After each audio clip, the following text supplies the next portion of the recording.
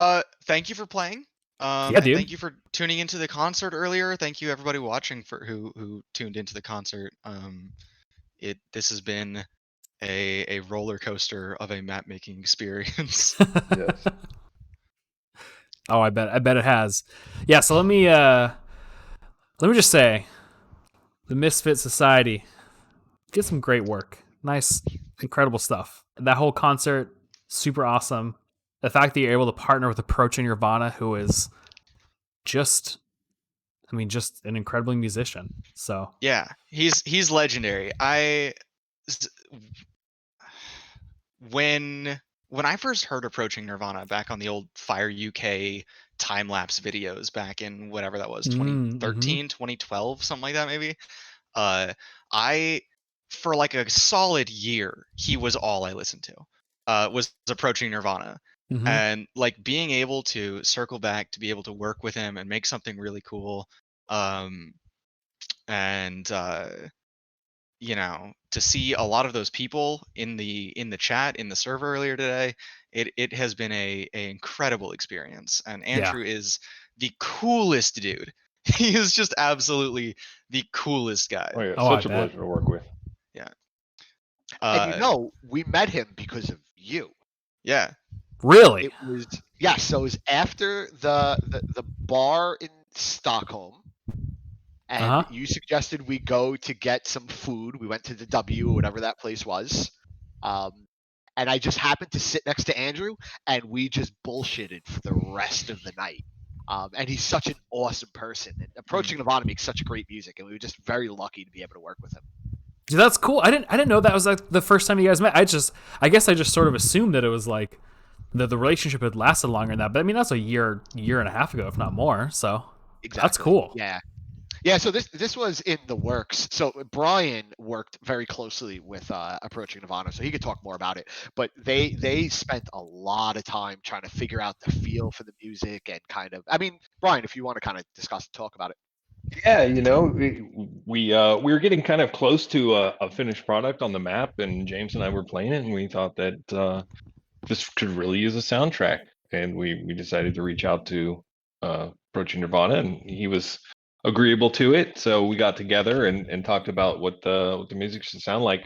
So I think James and I spent a couple days writing up some lore for the map that he Mm-hmm. could use as sort of inspiration for the music, and then we just kind of went back and forth on different It iterations of the music until we including landed on something. Yeah. including Andrew inadvertently made this map so much better in so many different ways, Hmm. because like all of the lore, any story, everything that we do in our promotional materials, in those books at Spawn that have some of that lore, like that whole voice of the map came out of Brian and I sitting down and saying, all right, we need to give Andrew something to like work from here, right? We need to give him like some kind of context for like what to build this around. Mm-hmm. And so we like built that, and we like looked at, it was this interesting exercise of like looking at this map that had a lot of character and a lot of environmental storytelling, and figuring out, okay, like how can we kind of build on this, what does this map say, in a way that can be translated into text and music. So like starting with a visual story and working backwards from there, uh, was really interesting. Hmm. And So tell me a little bit more about that collaboration process. Like, how did you? I'm kind of curious like the specifics. Like, how did you work together? How was the music kind of something that was able to really influence the design of the map, that kind of thing? yeah, Brian, why don't you talk about that? Oh well, I mean, like we wrote up that document and we sent it to him, and then he sent us some examples, and I would just give a review, basically, what I felt was working for what we wanted and what wasn't, and then he would revise it and come back until we kind of got the voice, until we both found the voice of the music. And then from there, I think it was maybe two songs that we kind of passed back and forth initially, that went through more heavy revisions. But after we found that voice, it was just like, here's a new track, and I was like, that's perfect. So Yeah.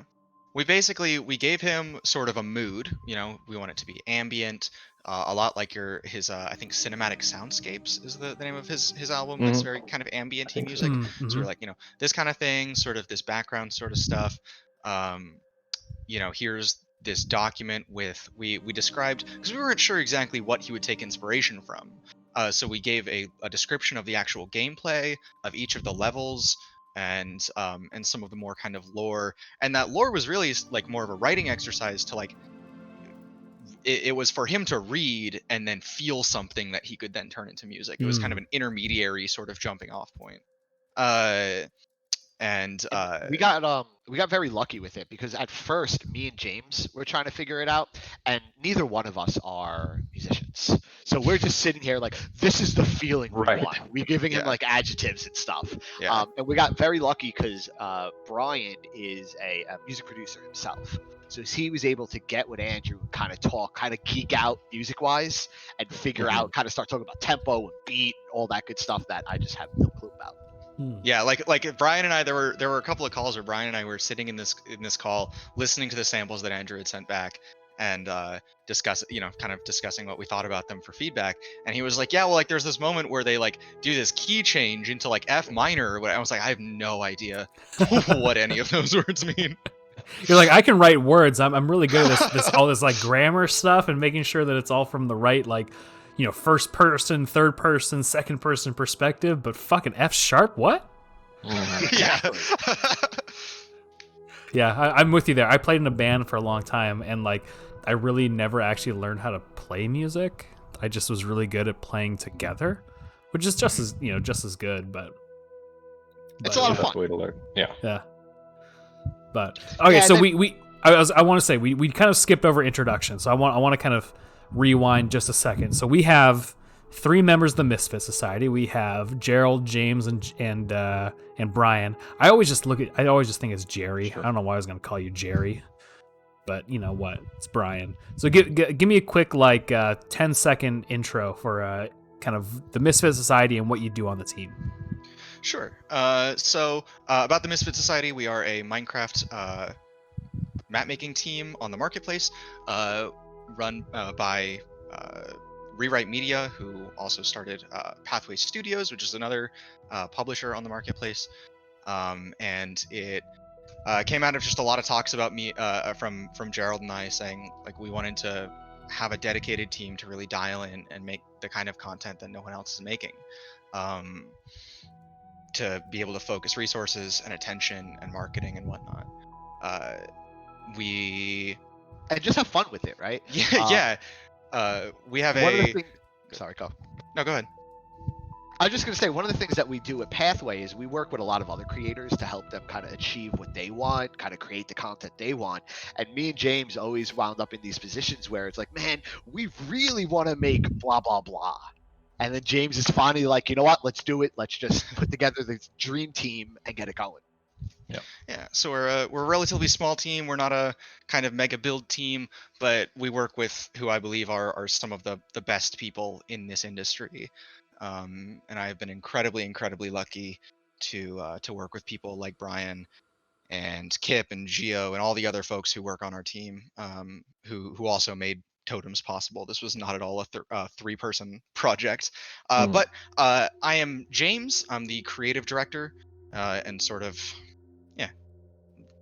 creative dude at Pathway Studios and at the Misfit Society. I'm Gerald. I kind of handle most of the business management stuff, and I'm really good at throwing out hundreds of ideas. So good at it that they kicked me out of creative meetings, so I'm actually not involved in creative meetings anymore. That's probably smart.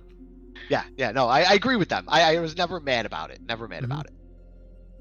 And and I'm Brian. I do mechanics and behaviors. I was initially hired on to do content review, but I still do, and now I do mechanics and behaviors as well. He revealed himself to be too much of a mechanical asset to keep in one position. So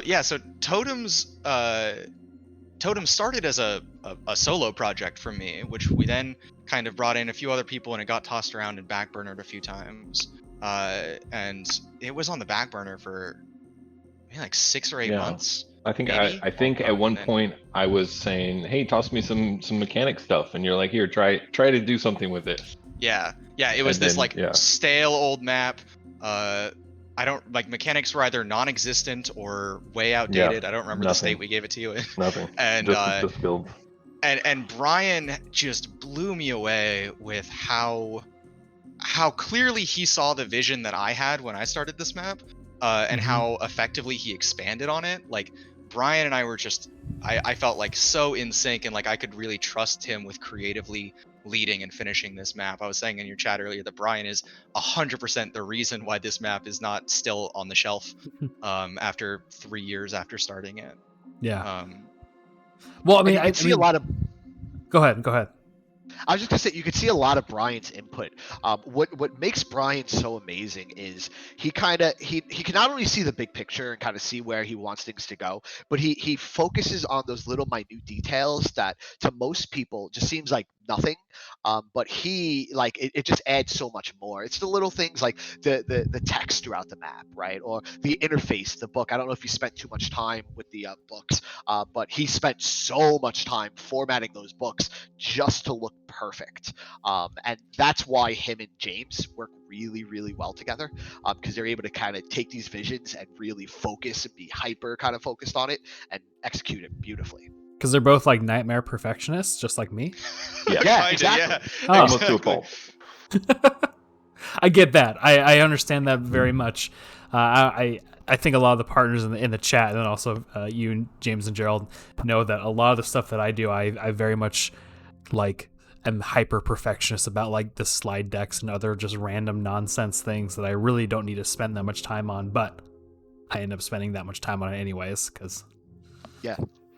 who knows? Yeah, exactly. And it's worth mentioning. Not only did we put this together with our team, and there was a lot of people involved, as James said.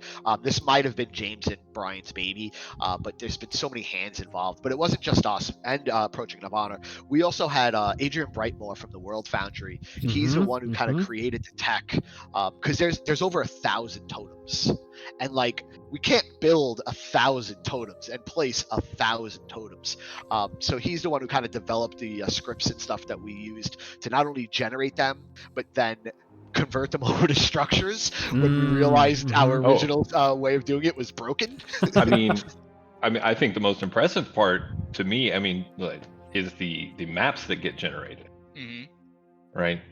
Yeah. So That's all. Yeah, Yeah, hats off. there was cheers. So I was looking back. I was just like earlier today. I was looking back through messages between Gerald and I, and in early 2018, I messaged Gerald saying, "Hey, do you think Brightmore would be down for like helping generate these totems?" And then it was followed up by like, "But we probably can't generate those map images, can we? How do we do that?" And like we sat down, and we talked with Adrian, and Adrian is always down for a challenge. I believe it. Adrian is an absolute insane creative programmer, and when we talked to him about this, he was super excited to help out. Super down. He put together some incredible technology in MC Edit to help generate these totems and map items, or the maps that you see, the blueprints for them. And then rewrite it all for Amulet. Yeah, Because yeah. eventually this started in Yeah. 112, to be honest with you.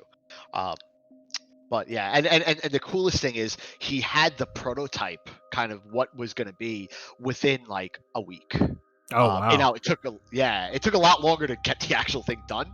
But he ran with it, and within a week he's like, yeah, I can do this. And That's cool. That's cool. So the thing that I think I was most impressed about this map was just how you were able to take the like vanilla survival experience and only add just a little bit to it.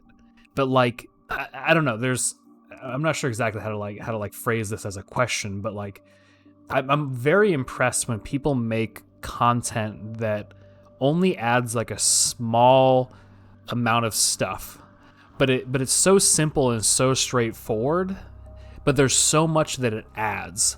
Like I don't know if you're understanding kind of what I mean, but it's just like 100%. the changes that you made were very simple, but the way they put together just opened up a huge amount of new kind of content in a way that felt very like vanilla Minecraft. Was that like the goal going into it? Was that kind of the general idea? Yeah, definitely. So I mean, a lot of that just comes from sort of the background that I have and Gerald has in map making, right? We come from PvP communities in these like specific little niche of this PvP community called Race for Wool, which is very much based on using vanilla Minecraft mechanics to solve interesting problems, right? Come up with problems that can be solved in myriad ways using the mechanics that people already know. And so that was kind of the jumping off point, and the inspiration here was like, how can we create this thing that doesn't feel like something you've played before, but you have all the knowledge you need going in. And it's the same kind of thought process that goes into like CTM maps, super hostile maps, etc. I mean, let's be honest here. We love Minecraft, right? And Minecraft created this like beautiful game loop of kind of the survival, crafting, building, kind of things that people play every day. And like, we didn't want to get in the way of that. We wanted to take what everyone knew about Minecraft and just create like a game mode that kind of made it shine. So I feel really great that you said that, Quinn, because you got it perfectly. Yeah, I mean, and that's what was so cool about this is because it's like it really stretches. I mean, I admittedly don't have the full breadth of survival knowledge, but I was able to kind of really learn a lot, and then also it wasn't frustrating in the way that like some of these kind of more puzzly maps could be. Like I could see this becoming a super frustrating map, but it was just like, here are the items. They're on the on the island that you were spawned into, and just go and put them together using your survival knowledge. And I think it was something that Moshe said really early on, where it's like you're thinking about this like Skyblock, like this. It's not a Skyblock map. It is like a survival puzzle map, and that's super cool. Yeah. No, and that's exactly what we're going for, and we wanted that kind of survival aspect. We didn't want to change it. We wanted to highlight what's fun in Minecraft. And the game is as frustrating as your level of Minecraft knowledge is. I don't know if you caught it in the map in your chat earlier, but when I first played this, a complete map, it took me 2 hours to build my first totem. And like I realized, man, even my own vanilla knowledge isn't as good as I thought it was. Yeah. And that's cool, and I like we like playing off things like that. Well, because it gives you a way to like learn those things in like I mean, like if you're playing on like easy or normal, like I think that the high difficulties make this also a super interesting map too as well, because there's like, for somebody who's like, oh, I've played survival for 10 years, I know the ins and the outs, your Helen Z's of the world who just literally know everything of their, encyclopedic knowledge of Minecraft. Like, they can go crank up the challenge. But then, for somebody who's like me, who's like, easy, normal, like you can still go and experience and learn in a way that it's okay to fail, right? And I think that's really cool how you kind of designed that, those levels of difficulty in a way that allows like, all players to really get something, get what you designed out of it. And you could see our inspirations in this map. A lot of our inspirations, as James says, come from like CTM, Complete the Monument. But there's more. If you look at the different difficulties, there's hardcore and then ultra hardcore. And that comes from Brian's background, because Brian, one of his big projects back in the day was he's the person who published and Brian, please correct me if I'm wrong, the UHC in a box. That was wildly popular for a while. UHC blocks is what I called it. And it was a vanilla way to play UHC that was very easy to install and had just a boatload of options. And we keep saying UHC just for people who don't know. It's ultra hardcore. You don't get regen. You have to eat golden apples to gain health. All of that stuff, that type of stuff. But we could see that, like, you could see when playing that map where a lot of our inspirations came from. It's from those kind of survival challenge maps that we love, all of us. like we said, CTMs, ultra hardcore, even some Skygrid. Seth Bling's old Skygrid map was inspiration, just stuff of that sort. Gotcha. Well, I mean, yeah, because I think it's cool because it feels like it feels familiar, but like fresh in the same way. Like I think there's something that's like, you know, we see a lot of like skyblock maps, and there's some really excellent skyblock maps on the marketplace. Don't get me wrong, Definitely. but there's, you know, you can Couldn't be definitely Skyblock. tell, you know, ones that are like, you know, feel fresh with new ideas, and you can tell ones that are just like, this is just, you know, regular skyblock. Skyblock. But I think that's the cool thing about this is like, I mean, you took something that feels so like familiar, but put your own very creative and like unique new twist on it. And that's a very underrated, like that's a very difficult thing to do. I think also, especially in like the Minecraft world where it's been around for 12 years and there's like, you know, what are new ideas, right? Yeah, No, yeah, Yeah. you hit it so true. right on the head. It's definitely, you know, I love all kinds of Minecraft maps. We had Spring-a-Majig earlier this year, which was a lot more of a kind of complete overhaul sort of situation with new mechanics and puzzles and whatnot. Standard But adventure. it's a very different challenge to not just say, all right, let's take away 95% of everything that makes Minecraft and build our own system, which has plenty of challenges in itself. But it's also extremely hard to say, what if we kept 95% of what makes Minecraft and very deliberately take away that what we are taking away, right? There was definitely a lot of conversations about, do we leave hunger on? Do we want people to have to worry about these things? What do we give them in these starting chests? What is kind of a reasonable sort of trade-off here? There was a lot of discussion about if we should start people with tools at all, right? Like, do we want it to feel like you're first spawning into a Minecraft world, or is that, you know, not part of what's fun about this experience? So it's a very deliberate sort of picking away at what doesn't work for this experience, rather than kind of building up, you know, starting from zero and building up your experience. Totally. And if anybody who knows us knows that, like, when James says conversations, we don't mean we sat on a call for an hour and talked about it. Like, a lot of these decisions were taken over a week, 2 weeks of just discussing, thinking about it, coming back together, discussing, thinking about it. Everything that we did was very intentional. And like you said, it's really hard to kind of step out of the way of Minecraft, because we want to get in, we want to change things. We're game designers, we like making games, but the restraint part of it, being able to step back and be like, well, this is where Minecraft shines, so we don't want to touch that. That's the actual really difficult part. Yeah, I see what you're saying. I think Piffers put it in the chat, and I think this is an excellent take, is Totems is a love letter to Minecraft, and I think that's a really great way of thinking about it. It's a great big love letter to a whole bunch of things. It's a love letter to Minecraft and the survival games that we used to play. It's a love letter to the first time we ever loaded into a survival world in Minecraft. It's a love letter to Vex and his CTM maps, and to Approaching Nirvana, and to Fire UK and their time lapses, and to Skygrid and all these things that we've mentioned. And even further, if you look through the map, there's Easter eggs and call outs to people who helped us along the way all over the map. Some of them, some people will never find, and some are like super obvious. But there's a lot of people that we credit for helping us get to where we are today, and we always do. We always wanted to kind of just give them a little nod. At least we do, is give them a little nod. So Adrian, speaking of the World Foundry, Adrian Brightmore in the chat was asking us to talk about the builds, and I totally agree.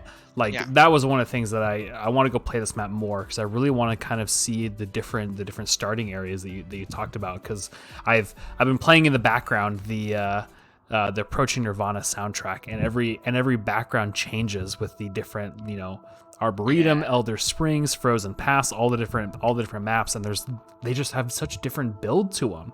So how did you guys kind of go about deciding on the builds that you wanted to do, and who kind of helped kind of make the aesthetic of each of those builds?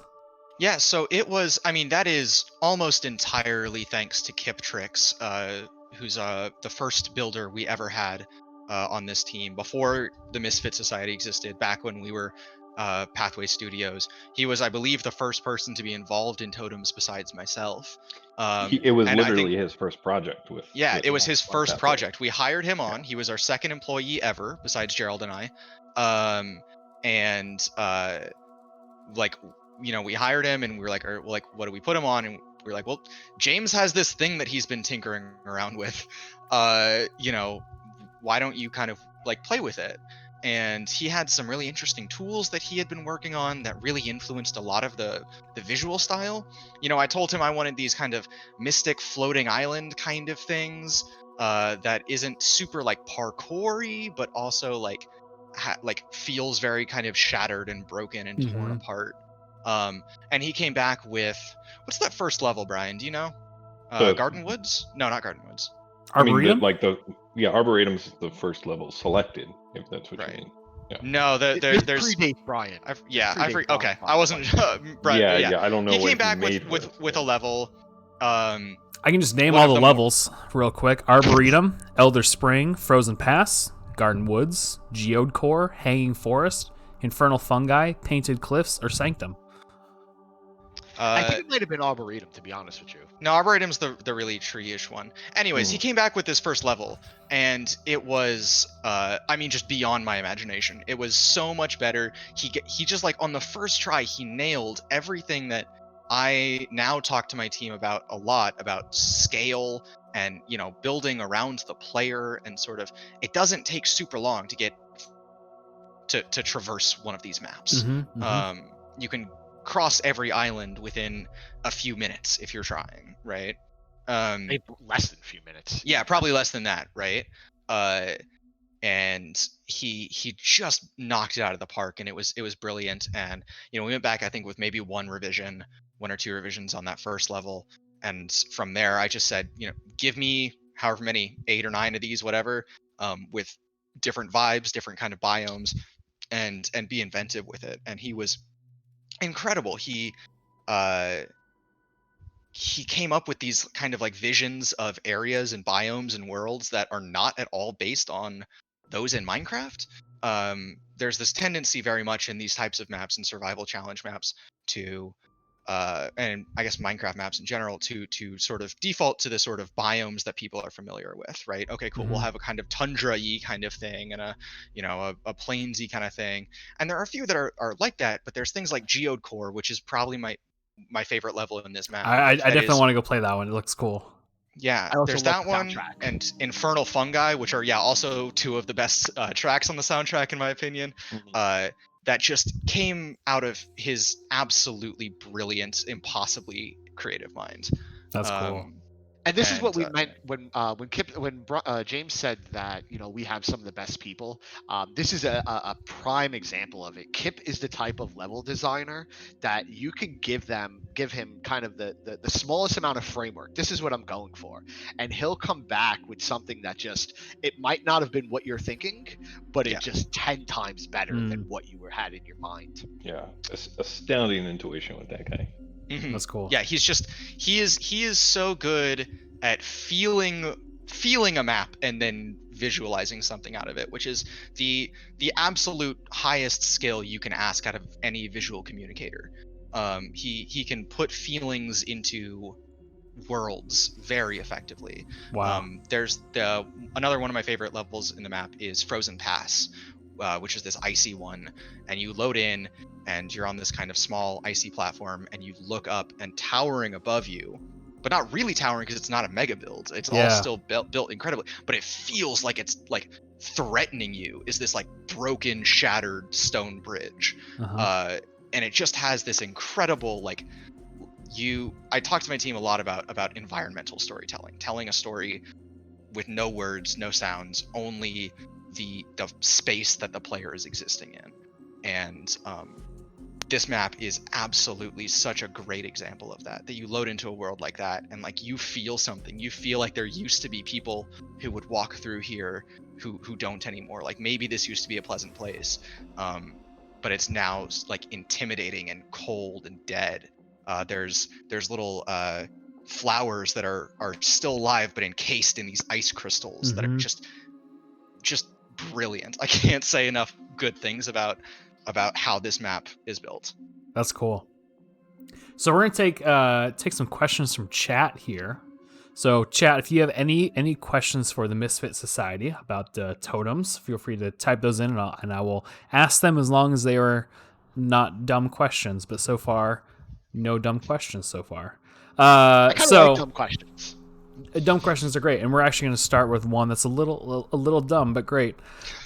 Jake Josh isn't YouTube. What should he name, or what should they name their Minecraft baby pig plushie? Jeremiah. Jeremiah. Okay. Okay. I was gonna go with Kip because we were just talking about it. I actually said that in chat. Please Kip's a good name. Buy totems now on the Minecraft marketplace is what you can. Yeah, exactly. I think that name's better suited for a bullfrog. Yeah. That's actually, Helen, you bring up a good question. I now that you're in the Discord, I would love to hear. So I have two questions for you. So the first one is, how is your transition from being the Minecraft community manager to becoming more on the partner side? How is that transition work for you? We'll start with that, then I have a couple other questions too. So it's definitely interesting. You notice that some things that you were used to working don't work as you thought. Like Teams is a great example of something that looks great, that works great when you're actually in Microsoft, but when you're not, it doesn't really work anymore. And yeah, that was. But then I guess one of the other things was getting used to not having so many meetings. Like, I mean, that was like, I kept asking, I'm like, is there a meeting today? Am I missing a meeting? Like, is there? And everybody's just so chill, and there's just such a great flow that there doesn't really need to be any meetings, because the same thing can be accomplished in just like everybody just kind of jumping into like a group chat or into a chat channel or something like that. So, and it's funny you say that because I feel like we have a lot of meetings. Like, No. Still too many. At Microsoft. Gerald has a no. lot of meetings. I decided a long time ago. I'm like, meetings are just not my thing. So I wish I could just decide that. That'd be great. Yeah, no. I mean, we go entire days without meeting. Yeah, Like, entire days, entire Some weekends people. without one meeting. I mean, that was probably one of the biggest things to get used to. Also, another thing that I love is like the amount of freedom that these guys give me. Like, I just came in, guns blazing. I'm like, oh, we've got a new map coming out. Why don't we do a cross code-based concert for it? That was Helen's idea, by the way. Yeah, I don't think we mentioned that. Helen was like, "Why don't we do a concert?" And Gerald and I were like, "Yeah, why don't we do a concert?" Great idea. Yeah. We, as a policy, we give the people who work with us an immense amount of freedom because we trust them. We only hire people who we know that we don't need to micromanage, that we know will do incredible work, and we know will be passionate about that work. And we think that people get really excited when they're allowed to work on things that they want to work on. I told the Misfit Society right around the time we were finishing Spring-a-Majig, I was like, I'll make you guys a deal. We will only ever work on content that every one of you guys is excited and happy and like super just stoked to make. And in exchange, you get like, let's make the best content any of us have ever made. And that deal seems to work out. Yeah. And that's what that was our approach with Helen, was like, community management and PR and all of these things so much better than we ever will. So like, please take the reins and do your incredible work. And Helen really did. She made the concert happen. She's been really kicking ass on our socials. she I mean, she just really made this come together. Mm-hmm. let's be real here. There's nobody that knows the Minecraft community better than Helen. Yep. I consider ourselves lucky every single day that she agreed to work for us, because there's literally not a person who could do her job better. I couldn't agree more. And I think that's what's so cool about the team that you guys are building is like you have the freedom to go in and reach out to the best people because you have the team that is set up to give them the freedom to just do their best work. And it's such a like positive feedback loop with the team set up and the work that you guys are doing, which is just so cool. I would love to take credit for that, but that's a lot of James. That's something that James feels very strongly about, is allowing the team. Like he said it, and what he just said, I just want to make sure is very clear, is how we work. If everybody on the team doesn't feel 100% strongly about the project they're working on, that project gets pushed to the side. Mm-hmm. They make up what they want, and they do it the way they want to do it. And that's something James really pushes. That's cool. As a company, and not just in kind of creative stuff, but as a company, we work relatively flat. Where I get you. We welcome input and thoughts and feelings from everybody in the company in all of these decisions, and that's I understand that's a benefit of having a relatively small company, but that's why we keep it relatively small. Because we want people to feel empowered in these projects. Yeah. There's not to discount, like there's Totems wouldn't have happened without every single person in Rewrite Me, ones who were not directly making the content. Yeah, that's cool. We're mentioning some people, but there's the support, right? There's somebody like Piffers that if he wasn't there testing stuff for us, we would never get as far as we possibly could. There's Jeffrey, who if he wasn't there organizing everything, this would never come together. It's easy to point at Brian and be like, well, he did all the mechanics, or Kip, and he did all the build. But there's so many different people involved in projects like this. It's kind of amazing, and it's really nice to watch. Yeah, I mean this is. Go ahead. I was gonna say it's so interesting to see this map, because like there's nobody, like this map did not get out without everybody getting their hands on it at least once, right? We have other builders who touched it. Giovanni did a lot of work on the lobby and some touch up stuff.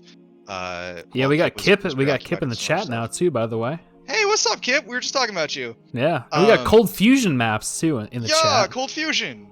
We got some hot map makers in here, so I want to make sure to give them a shout out. We have all the best map makers in the world, who just happen to also work. And even Moshe was in the chat too, so like it's all of them. Yes. It's worth mentioning, full disclosure, Cold Fusion recently started working for us, so he's not just a map maker. He's one of our. Oh, he's now not just a map maker. He's an employed map maker. He's an employee. He's a professional. He's a professional. That's actually, so this is totally a rabbit hole, but that's actually what Todd and I, who is the director of partners and all that stuff, we've been referring to our partners less as marketplace partners and more as professional creators. And I've really liked that word. It feels good. It just feels super good. Like, because it just adds an extra level of clarity around, and just like, I don't know, it's just such a strong way of referring to the people that we're working for, because it's like, you are all professionals, you are getting paid, you are running businesses, and we should treat all the work we do, all the stuff that we do, as we're working with professionals. And I think that's just such a great way to kind of shift a little bit of the culture to that kind of very much like, we are professional creators, which is cool. Yeah, I mean, not to get too meta, but like, I mean, it's true. We're not just a couple of people kind of doing this in our pastime anymore, Besides us, you got the Nox crews, Everbloom, Cyclones. There's so many different teams that they're not just a bunch of kind of, and I hate to use this word, but because I'm older, I could say it. We're not a bunch of kids just sitting around kind of having fun, right? You're not just hobbyists. We're having fun. Yeah, exactly. Mhm. We're making this our full time job. Everybody who works at Pathway at Rewrite Media, that's their full time job, right? That's what pays their bills, their rent, their mortgage, puts food on the table, etc. And I have to say, not to blow smoke up your ass or anything, but we also have to thank you and Todd for this opportunity, right? To allow us to be able to do something that we're super passionate about and feed my kids at the same time. That's Mhm. amazing. That's so cool. Yeah. You're welcome. I mean, I don't know. I can only take so much credit because the whole team was the one that did everything. But yeah, I mean, it is You such have a an amazing passionate. team. Yeah, it is such a passion of mine to make sure that that we are supporting the professional creators and our partners in a way that you can continue to do that and continue to grow and continue to do all that stuff because it's just such a. I mean, it's just such a win-win. Like, the more you're successful, the more Minecraft is successful, and you can just kind of like, it's just such a positive feedback loop. Yeah, and Cold Fusion in the chat says, quote, stop playing Minecraft and get a job, they said. Yeah, it's like you can just sort of like, throw that back in your teachers' faces who are just like, oh, you should just stop playing Minecraft and get a real job like a janitor or plumber. And it's like, no, like, you guys stuck with what you love and were able to go and figure out a way to really make it into something that is huge. Yeah. Yeah, I that's. oh, Oh, I was just Go gonna say that was also really surreal for me. Was like working for Mojang and working on the marketplace back when it was just an idea, when it was just a suggestion, and then watching the marketplace grow as a Mojang employee, and now being now being part of a marketplace partner team and doing Mm-hmm. work for, I mean, which is honestly like what I love. I mean, you know this, and hopefully the other people watching know this, but it's always been a passion of mine, because I came from the creator community in Mm-hmm. Java, and so being able to watch all of this and now being like right in the middle of it, because as with my work with Rewrite, I also do work for many other marketplace teams, including Jigarbob. Mm-hmm. So and that's it's something just that's been amazing about Helen. I don't know how she finds the time. Not only does she work for us and work with Jagarbov, but in her own time, she works with so many different teams. She makes herself so available to literally anybody who wants her help that it just blows my mind. It really does. It blows my mind too. Yeah. It's my passion. It's Yeah. 100% my passion. Is like, I mean, this is my family, right? The Minecraft community has been my family since 2010. Like, I'll never be able to leave it because you guys are just too amazing, just too awesome. And it's yeah, it's a very surreal moment to see, oh, this is the marketplace, this is something I made, and now this is also something that is my living, and this is what I'm making a living off of, and I'm helping other people be successful, make a living off of. And so it just works out really well. But I every so often I'll have like one of these moments where I'll like remember way back when, and us like, meeting in that tiny little conference room Mm-hmm. and going over Excel spreadsheets and Yep. stuff like that. And like, I just can't believe how far it's come. It's just amazing. It's mind blowing. It really Yeah. is It mind blowing. it also helps to be that I'm the coolest dad on the block. I walk outside and the kids come in the door. Well, like, I mean, it's so funny. Like, for me, this year specifically really sort of like tied the knot on like the marketplace as like a full circle to me, because I remember going into just kind of what like Helen was saying, going into a meeting room with all of the creative and development leaders of Minecraft at the time. This was probably about maybe 4.5 years ago, something like that. And John Thornton, who is now the head of our platform team, and also he's the one who is the John Dab you see Jiggerbob using right there. An Um, amazing person. it's oh god, he is one of my favorite people on the entire planet. Awesome. And he played a video of Terra Swoop Force and was like, Awesome. "This is what I want to sell. I want to sell maps like this that creators of Minecraft make, and I want to build a marketplace around that." and that was it. That was the pitch, right? And this year, working with Nox Crew to go and ship Terra Swoop Force on the marketplace, and also updated for Java, like we announced at Minecraft Live, was just this like incredible, like closing the loop of the entire journey that we've taken over the last 4 years of just like, hey, we're shipping the thing that we decided to ship, even though we knew that it was like not at all possible with the current level of technology at Bedrock. Was just unbelievable. Mm-hmm. Especially with Terra Swoop Force. I have to say, I think it's amazing that not only is it coming from Bedrock, but it's going to be updated for Java. Mhm. And that's something you'll see a lot in this community. And Quinn, I know you know this, but we're very supportive of each other. And when we heard that was going to happen, we were probably more hyped about that than the release of our own map. Yeah. I just heard Intro's a a bit from long, someone. though. Hey, The intro's a what's bit up, long, Moch? Yeah, what do you got to say? I saw you unmute yourself there, Moch. You got a little comment on that? Yeah, I do have a comment on Go ahead. Terra Swoop Force. I think the first thing to understand is that I've played this map 25 plus times by now. Yep. And that means the entire intro for the map. It's a That's little long. pretty- 25 plus times. So, Joe, I'm very upset with you, Joe. I'm not gonna blame Stefan or Noxide or like anyone who designed the game. I'm gonna focus in on Joe. Specifically Joe. Arsenic is Call here, so him you can up. blame I was him. gonna say Arsenic's in the No, chat. Give him a little shout out wave. Arsenic is blameless. Arsenic is a pure, beautiful person. Joe.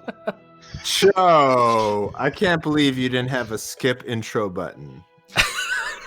And maybe, Okay, that is you know surprising. what? You know what, Quinn? I'm gonna call you out a little bit on this. Okay, you could have okay. given Nox Crew a little bit more time to get that skip intro button in on that. You know.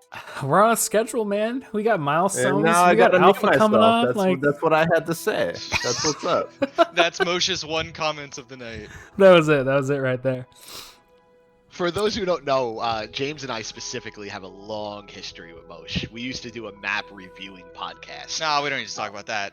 Oh, We've you known Moch for a did? very long What? time. Whoa, hold on. I didn't know this Wait, shit. no, Hold no, on. no, no. What? I don't know where Gerald got that from. Gerald's just joking around. He's just joshing. I'm gonna mute you. I'm gonna mute you, James. Gerald, what do you? You guys did a map review podcast? Way Years back in ago, the day. Way had way back in the day. a podcast. What is it called? podcast that you could still find. Called What's it called? Limited No, Engagement. No. I'm gonna mute you. I'm muting you right fucking now. James is muted. Gerald, what is this? What is this called? It's called Limited Engagement. We did 2 seasons of it, and we had a lot of fun with it. Now, mind you, we're going back to, what are we talking about, like 2014, 2015? Quite a few years ago, at latest. Oh my god, podcasts.com/limited. Oh, there it is. Testfordev.com, just like Adrian was saying. Yep, testfordev.com. Yep. Oh my god, look at this. There's 10 episodes. Yes, 20 episodes, 2 seasons. Oh, there are 2 seasons. Holy shit, season 10 there it is. Oh my god. Chat, this is it. Here's season 1, June 30th, 2014. What are you talking about, man, baby Mosh? I've been saying the same things I've been saying for years. It's true. That is You true. can see me in this podcast. You can hear me in this podcast saying, "Wouldn't it be crazy if like we could just sell what we're doing?" Yes. Yeah. Yeah. Like, You're I'm unmuted on now, James, by record. the way, just as a heads up. And that's actually something amazing. What's really cool is a lot of the people that we've seen during the limited engagement time, the maps we were reviewing, the people we got to work with, they're all part of the marketplace now. Yep. CF. Could I speak on that I would love it, Gerald? yeah. for a moment? Do you remember the Tiger map that we played Yes. in the first season? Yeah. That was Skyo from the Nox Crew. No. Wow. Yeah. Really? Absolutely, it was her. who That's amazing. submitted that project. That's amazing. And I mean, I don't know how much this means anything to anyone, but for me, Skyo is a close friend now, and she wasn't a close friend then. No. But it's amazing to me that Skyo, who is responsible for the zombies map that you played in the last month, Gwen. Yeah. She's highly responsible for the visual look, the animation, everything about that project. Wow. From a visual aspect.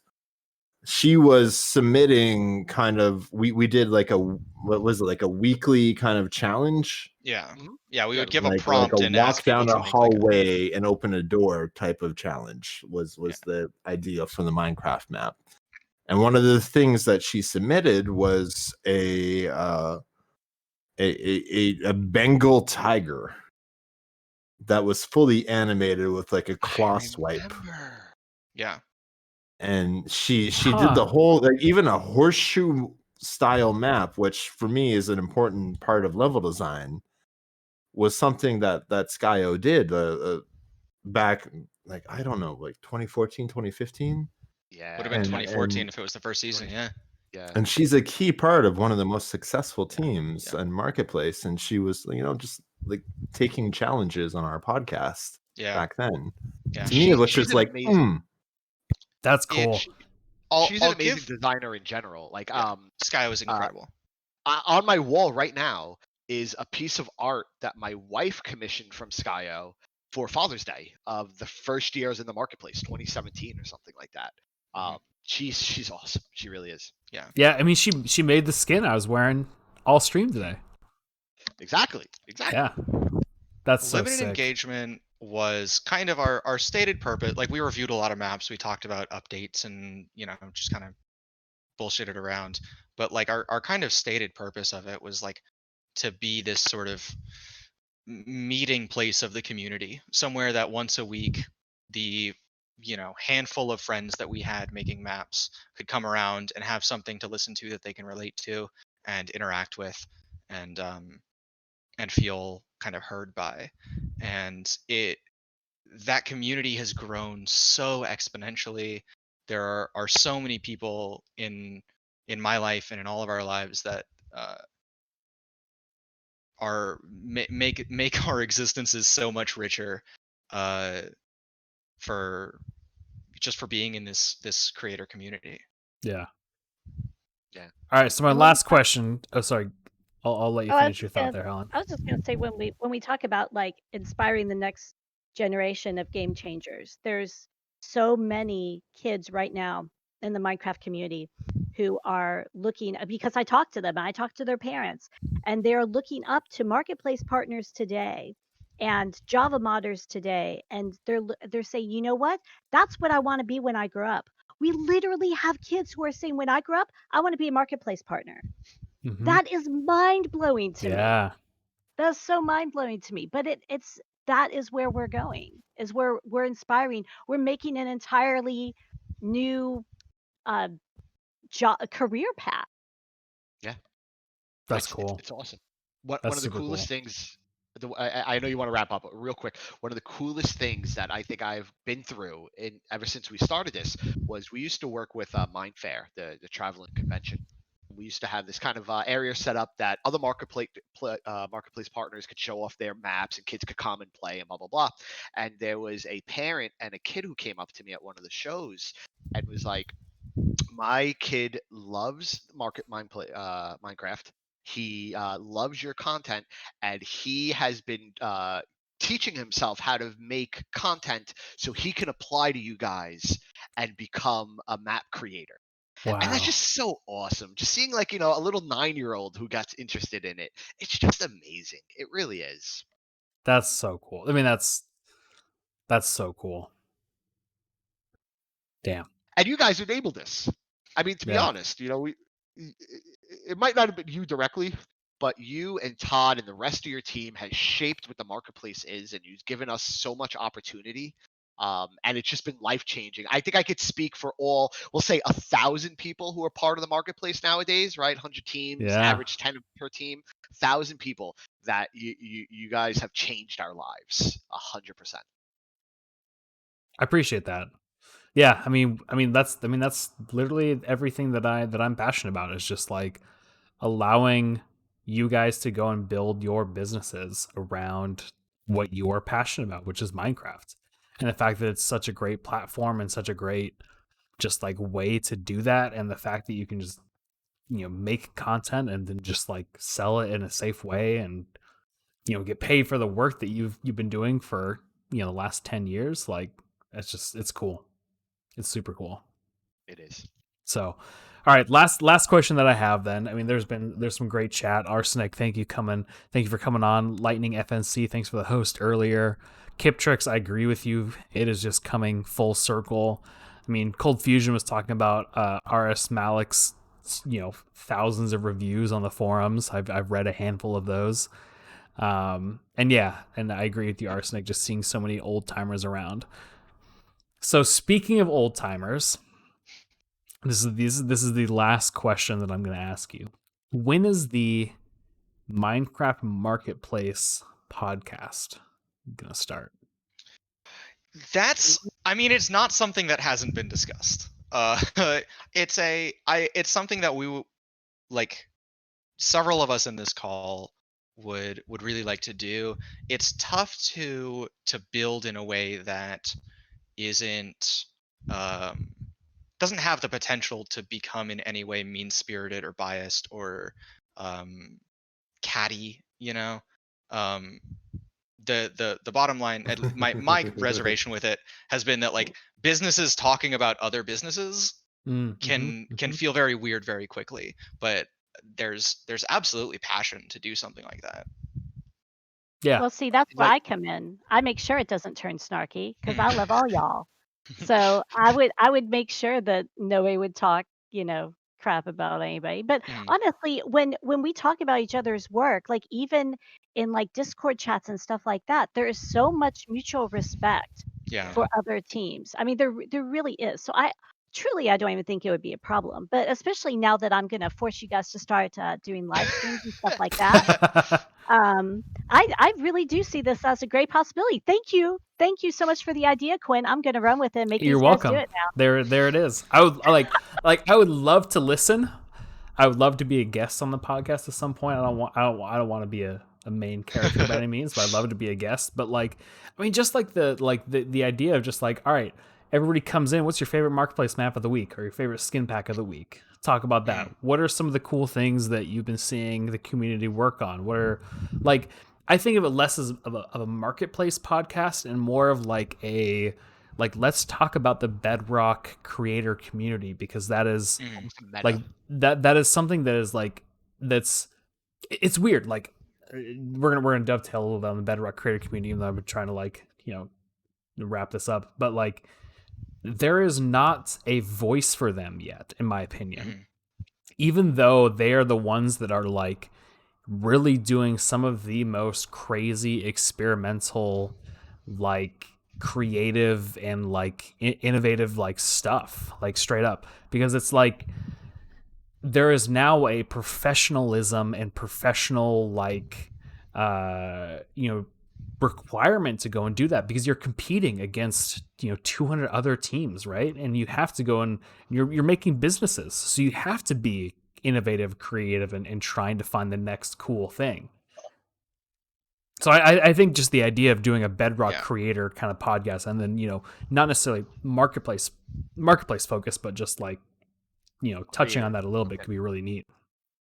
If we ever kind of touched on marketplace stuff in it, because like James said, the conversation has come up many of times, and I think what we would want to do is, everyone knows Nox Crew's maps are great. Everyone knows Everbloom's maps are great, etc. I think we would want to boost a lot of the smaller teams, a lot of the newer teams that are coming out now, who are making amazing content themselves, that just don't have the background that some of the bigger teams do, and could use that extra boost, that extra marketing.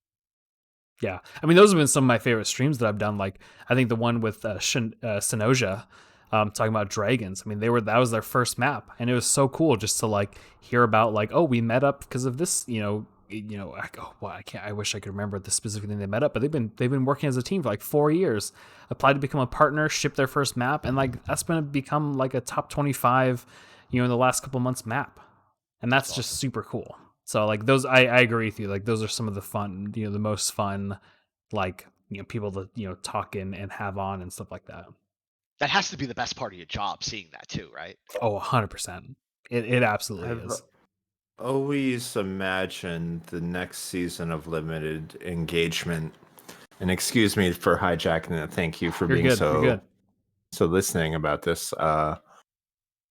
To cover both Bedrock and Java, but honestly, at this point, I would say at this day, at this specific time, and not the history that has come before it, we can just talk about Minecraft custom map design on both platforms Mhm. quite Not equally. Yeah, agreed. Yeah. And I think that like if we approached it like that, because the premise of the podcast was to play custom projects that were uploaded by hobbyists to different websites and find the like what was the game design in it, what was the element, what was the beauty of those projects. And I mean, we had moments of talking about like the most irreverent projects having the most heart Mhm. and the most beautiful like part of Minecraft is that you could get like a 7-year-old kid who's like making amazing stuff. We have within the content team, and for the context of Quinstream, I'm from the content review team in Stockholm that plays all the marketplace maps. We have a favorite creator on the Java edition side who's never been heard by anybody, but has a full world lore across, I think, 5 to 7 maps now. Wow. That has world lore and proper story and stakes and things. And we love that person. But we've never published one of their maps, but we still love them. Mm. And they're I think doing it that's as a passion, right? yeah, and I find that so beautiful and wonderful, and like what are we doing if not to like it's I think it was Helen who said like game changers. The next thing is like the same thing we were talking about with Skyo is the same thing could be with this creator at some point when they're ready and doing what they should do, what we love. So anyways, yeah, thank you. Yeah. No, I agree. Well, thank you. Like, we went so late, and this is just such a great conversation. Thank you so much, Sorry, Quinn. Gerald. No, you're fine. You're fine. Like, there's nothing to apologize about because this is what I needed on this Friday. So, Awesome. Brian, Helen, Matthew, James, Gerald, thank you so much for hopping on and talking just about your background, the Misfit Society, working with Approaching Nirvana, Totems, everything.